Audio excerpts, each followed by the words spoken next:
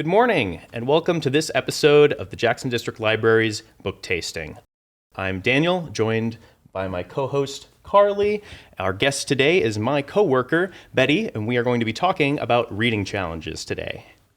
Yeah, we are so excited to have you with us today, Betty, and I know that you've brought a couple of really cool ideas and challenges that you're doing in your branch and with your patrons here at Jackson District Library. So why don't you tell us a little bit about yourself, and then we can get started talking about the challenge. Great. Thank you so much for having me here. I'm Betty. I work at the Summit branch. I've been here for a couple of years, and I love reading, and it's been just a couple of years that I've discovered reading challenges that are prompt-based rather than a specific book, and they really help me broaden my reading. Oh, great. I found that I read a lot more genres and a lot more styles, and it's really helpful. So, in talking with my coworkers, we decided that for this year, for a book group, we would do a prompt-based reading challenge, and we called it Challenge Your Shelf.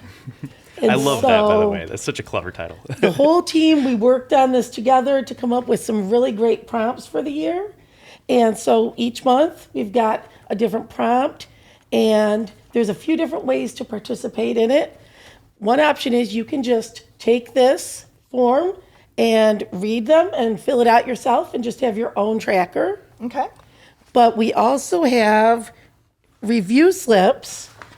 And if you're interested, you can fill out a little review slip, let us know what you thought of the book you read.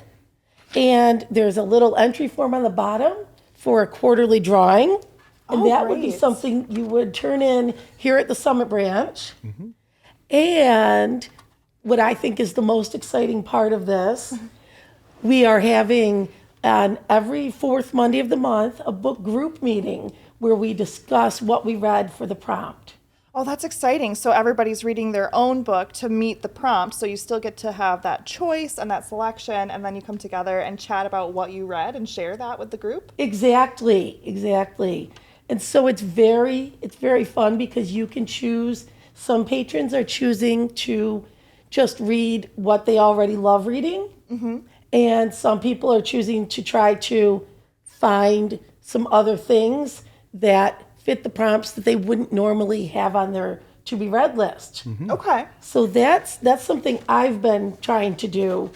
So I really like this system. It's very malleable and allows a lot of different approaches to reading challenges. You can go into it for a lot of different reasons, like I want to read more different things, or I want to read more of what I'm interested in, but have a structure. I really think it's a very winning formula, and we actually meet in this exact space. So perfect that we're recording right here. And I also like it too for the people who might be a little bit more introverted, who might be a little shy about starting a book group. This feels like it has a very opt-in, very casual, and if you don't want to come to group, you can still follow the prompts and follow the challenges and still broaden your reading horizons a little bit. yes, yeah, definitely. So do patrons have to be Summit patrons in order to participate? No, we would love to have anyone participate at all, and it is actually for all ages. Oh, it's wonderful. not just for adults, and unlike a lot of reading type challenges, it's not just for kids either.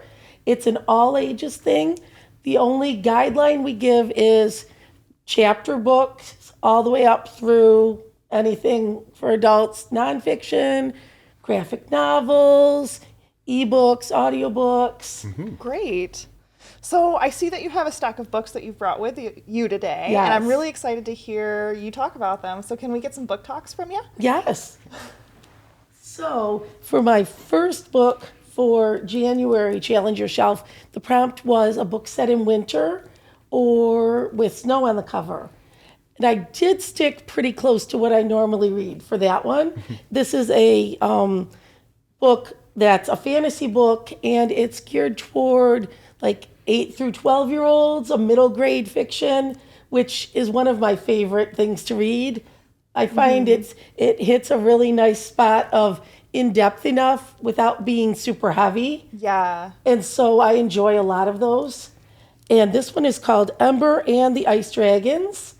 and it has dragons, which Love that. drew me in immediately. Sold already. And it's just, I really recommend it. It has a very strong female lead character and a lot of family and friendship tones. It talks about science and magic as two different ways of looking at how things happen. So it was a really excellent book, and I definitely highly recommend this one. Oh, that sounds great. Now, this one was a standalone, is that right? And it is a standalone book, which is very hard to find in fantasy. Yes. So that's another thing I liked about it. I didn't want to, with a challenge where every month I'm going to have more reading, I didn't want to get into a 5-6 book series. Yeah. All right. Very cool. And then for February, we have the prompt of one-word title, which there are a surprising number of books that have a one-word title. It's very easy everywhere you look, but I decided to go out of my normal reading for that, and I'm reading March by John Lewis, which is a 3-part graphic novel. Okay. And I don't really read graphic novels often, and I don't read nonfiction very often, and it's nonfiction. So double challenge Yes. then. So I'm trying to really push myself on that one. And he was a civil rights leader. And this is, I find particularly interesting because he was inspired to use the graphic novel format to tell his story, because when he was 17 years old, he read a comic book about Martin Luther King Jr. And I had no idea that was ever a thing. That just gave me shivers. Yeah. And so he said, I want to tell my story and engage people the way I was engaged. Wow. So I'm very much looking forward to reading these. Okay, wonderful. And so that's you said it's nonfiction, so it's a memoir, biography, Yes. autobiography? It is. It's a memoir of just a few years in his life, really. It's the late 50s through the late 60s, civil rights. So a lot of the key civil rights moments that we hear about, Okay. the Rosa Parks, all kinds of marches, he was a part of all those things. Right. So then you're getting triple challenge because it's Black History Month in Oh, February. yeah. Yes. So I didn't even think about that. Wow. that's perfect. Very excited about those. And then I do have a book that I read for a different challenge. Okay. And there's a challenge I do online. It's run by the Book Girls Guide. Okay. And this challenge for this year that I'm doing is called In Case You Missed It. And it's a backlist sort of challenge. So we're doing books published in different years. So January was books published in 2012. Okay. And I read The Sweetness of Forgetting by Kristin Harmel, which is a contemporary / historical fiction. One of those ones where it's got a modern storyline, but it's mostly about digging into the past, uncovering hidden things. And that one I actually don't have with me because I borrowed it through Melcat Interlibrary Loan, and I had to send it back. But I was really glad to be able to read it, even though we don't have it here in our collection. Absolutely. ILL is great for that, but you do have to send it back on time. Yes. Yes. And I think one of my favorite parts of that book was the main character owned a bakery. And so baked goods played a role throughout the entire story. There were recipes included. But beyond that, yes. So recipes in many of the chapters for baked goods. And then beyond that, the family recipes played an actual role in the story. Oh, cool. So I thought that was really unique. And I just really enjoyed that book a lot. Yeah. Great. So you're doing 2 different challenges then? Yes. Okay, that's wonderful because there are so many challenges to do. You can find them everywhere. But I'm glad that we have one just for our Jackson District Library patrons too. That's Me really, too. really exciting. Well, thank you so much for chatting about that, Betty. That's really exciting. I'm definitely going to write down some of these title names for my own list. But Dan, what did you bring for us today? So I am also taking part in Betty's challenges. So for the January theme, which was a book set in winter or that has snow on the cover, I read Wuthering Heights by Emily Bronte. Of the Bronte sisters, her sister Charlotte wrote Jane Eyre, which I've seen the film adaptation of, but I don't think I've ever read any actual novels in this sort of like costume romance medium. But I've seen a lot of movies in this style, like Pride and Prejudice and Sense and Sensibility, Far from the Madding Crowd. I love it. I'm a sucker. Those classics. They're so good. Oh, yeah. They're very cozy, I feel. But I would not say that this book is necessarily very cozy, but it did fit the winter theme. Despite this book jumping around in time, it almost feels exclusively set in winter, which I think mirrors its content. It's kind of a tragic romance. And the thing that surprised me the most is just how vicious the characters are to each other. It was very scandalous upon its publication. I think Emily had to help fund the publication of the novel itself because it was so shocking. The contents at the time were so against the grain and kind of coarse. So it basically follows these two kind of quarreling families over two generations and follows the character of Heathcliff, who is adopted into the Earnshaw family. The other family are the Lintons. And it tracks his romance with Catherine Earnshaw, who ends up getting married to Edgar Linton, and that causes a whole drama and a drama and revenge story that spans years.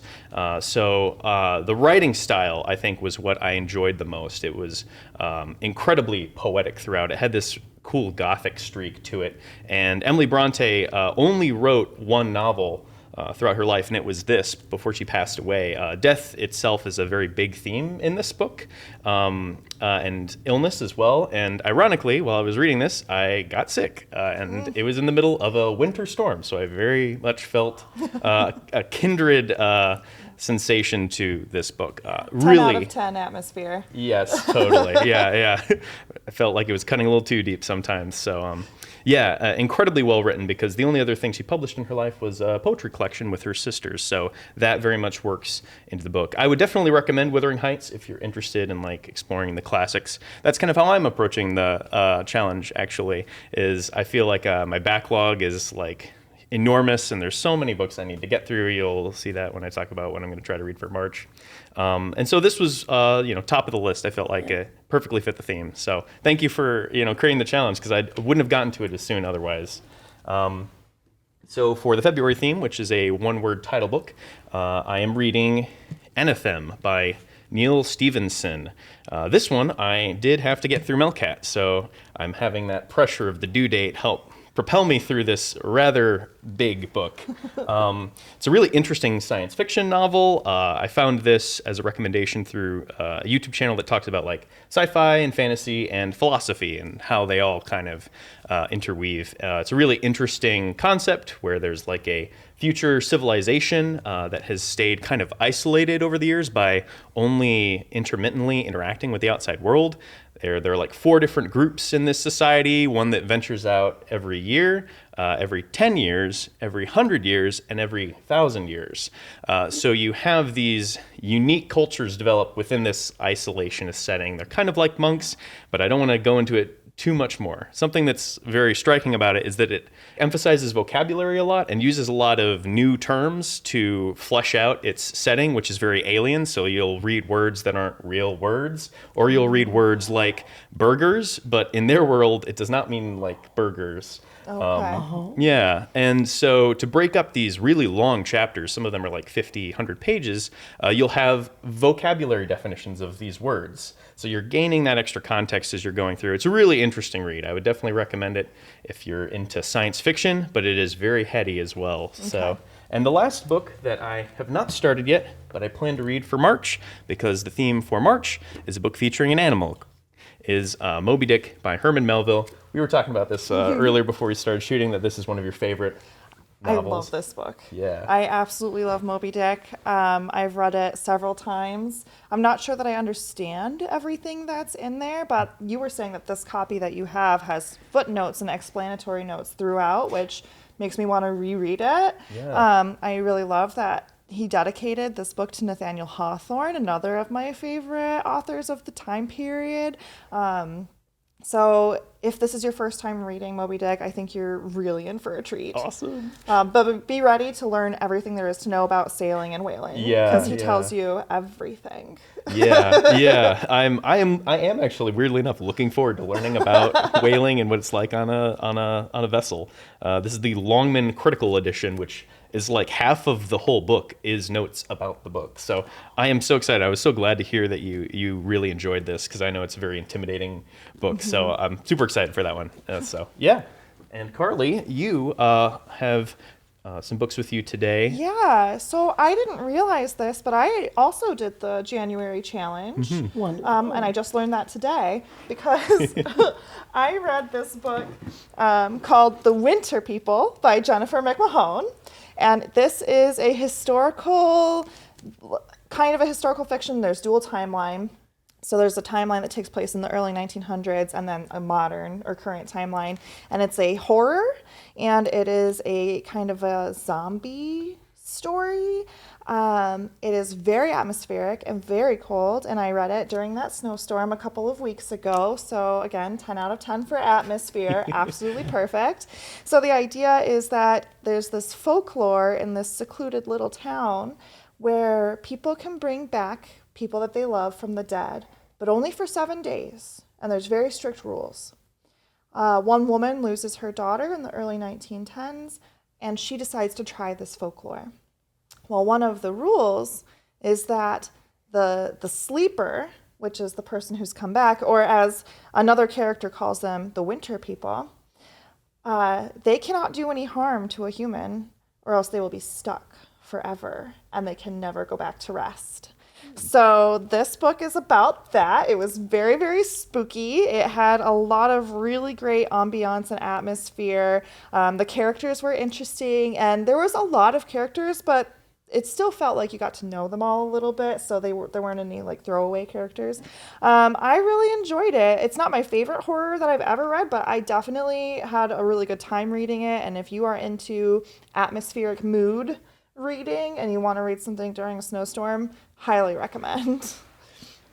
I've also read recently, this does not have anything to do with a challenge, but I read Several People Are Typing by Calvin Kasulke. I think I'm saying that correctly.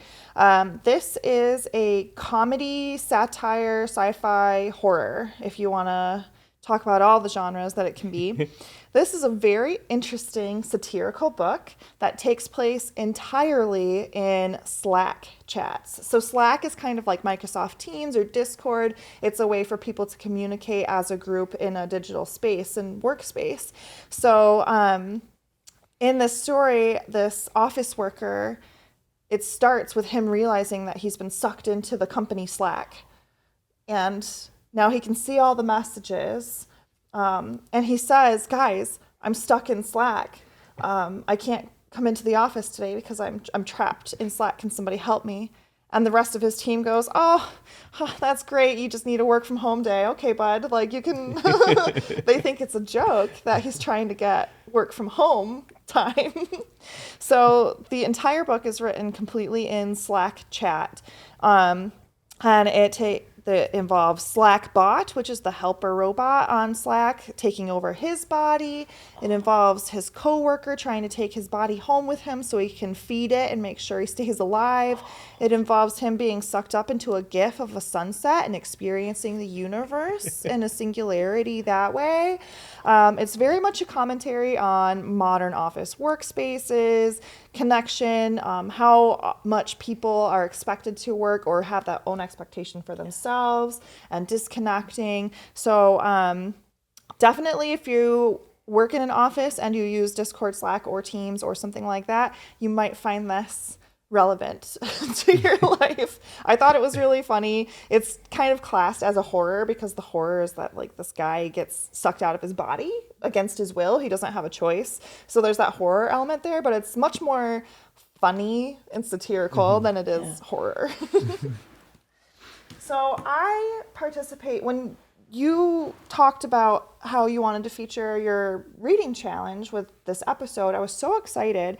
And I actually also participate in an annual reading challenge every year through the website Book Riot. Now, Book Riot is a website that promotes not necessarily non-traditional publishing, but they're all about expanding access to publishing and stories to all people and equity in publishing. So that's kind of their goal. So every year they have a challenge called the Read Harder Challenge, and it's another prompt-based challenge that invites you to read outside of your comfort zone and maybe read things that you wouldn't normally read or from a different perspective than you would normally read. So when you said that you wanted to talk about reading challenges, I thought I can bring in a couple of books for that. So I have not read either of these books yet. But I have two books that I'm have checked out to fulfill the next couple of prompts. So this one is called This Is How You Lose the Time War. This is by two authors, Amal El-Mohtar and Max Gladstone. This fills the prompt, read a sci-fi novella. So this is actually really interesting because it's, and I'm probably going to say this incorrectly, it's epistolary. It's a book written in letters. So it takes place between two people on opposite ends of a war in the future, and it's entirely letters between the two. And so one person writing these letters comes from a very digital, technocratic, think almost cyberpunk type of place, and then the other person comes from a singular consciousness, think more mother tree, natural kind of multi-consciousness existence. So these two individuals from these larger groups that have been at a forever war forever are started writing letters to each other. So I'm very excited to read that. This other book fulfills a prompt for read a YA nonfiction. And technically it's supposed to be a historical nonfiction, and I picked this book before realizing that it only takes place in 2013. So I don't know if it counts as a fiction, as a history, but I'm going to stick with it anyway. This is The 57 Bus by Dashka Slater, and this is the true story of two teens, one of whom set the other on fire on a bus as a hate crime. So the victim is an LGBTQA plus person. They identify as non-binary, and they were wearing female presenting clothing on this bus. And then the other teenager saw that and committed a hate crime and lit them on fire. And so this book discusses both of those individuals up to that point, and then also their lives after.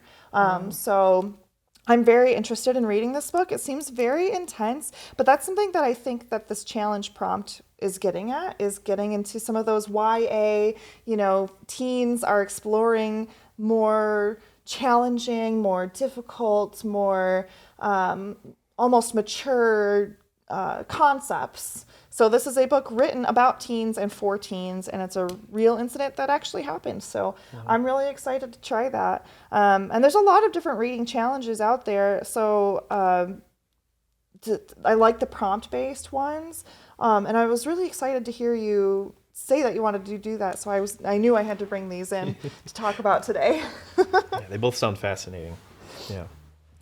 So if any of this sounds interesting and you would like to take part in the Challenge Your Shelf book group, we have these flyers available if you come into the Summit branch, looking to get them available digitally as well. I know that I have just had a lot of fun even filling mine out and getting my titles set, and just anticipating what to read is also part of the enjoyment of this. So really happy that we're doing this year, and I hope that the book group only grows with time. So thank you again for coming on today, Betty. It was such a great time talking with you about your books.